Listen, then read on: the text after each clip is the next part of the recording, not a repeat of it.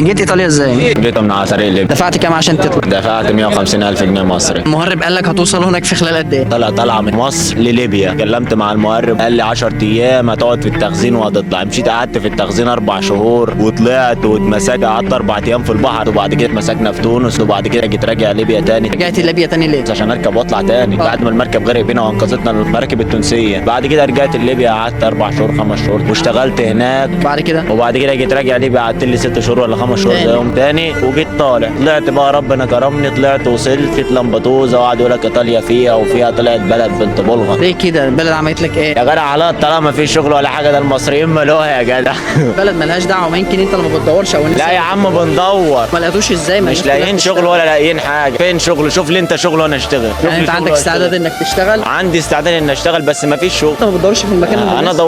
دورت كتير. اعمل ايه؟ العمل ايه دلوقتي؟ ارجع مصر ولا اعمل ايه يعني دلوقتي؟